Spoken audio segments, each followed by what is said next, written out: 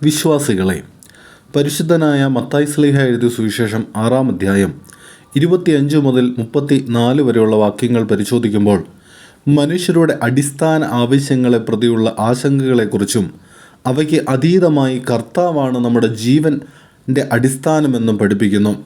3 ആശയങ്ങൾ നിങ്ങളുമായിട്ട് പങ്കുവയ്ക്കുവാനായിട്ട് ആഗ്രഹിക്കുകയാണ്. ഒന്ന്, വിശ്വാസ വിരുദ്ധമായ ആശങ്ക.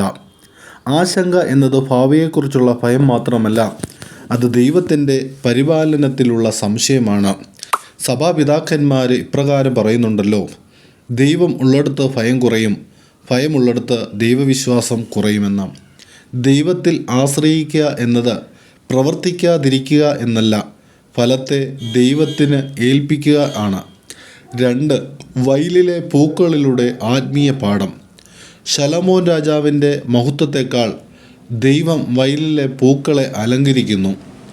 ദൈവം നമ്മുടെ ജീവിതത്തിൻ്റെ പുറംഭാഗം മാത്രമല്ല, ഉള്ളിലെ സൗന്ദര്യവും കരുതുന്നു എന്ന് മനസ്സിലാക്കുവാൻ സാധിക്കും.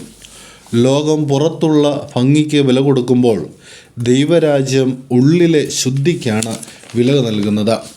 3-ാമത്തെ ആശയം, ആദ്യം ദൈവരാജ്യം അന്വേഷിപ്പീൻ. കർത്താവ് ഇവിടെ ഒരു ക്രമമാറ്റം വരുത്തുന്നതായി നമുക്ക് കാണാൻ സാധിക്കും. ലോകത്തിൻ്റെ ക്രമത്തിൽ സാമ്പത്തികമാവുന്ന സുരക്ഷ, സാമൂഹികമാവുന്ന സ്ഥാനം, ഭാവിയുടെ ഉറപ്പ്, അവസാനമാണ് ദൈവമെന്ന് നമുക്ക് കാണാൻ സാധിക്കും.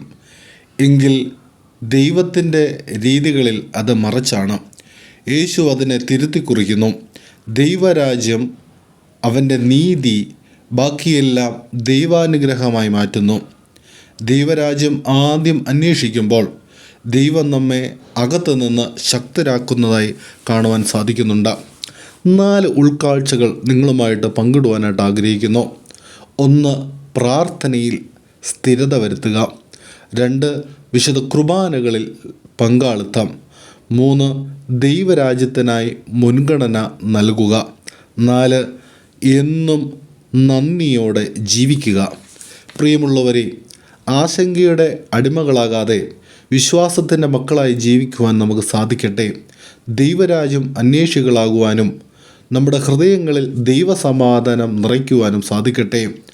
ആകാശത്തിലെ പക്ഷികളും വയലിലെ പൂക്കളും നമ്മോട് പറയുന്നു ഒരു സത്യം, അതാണ്: ദൈവം നിന്നെ മറക്കുകയില്ല.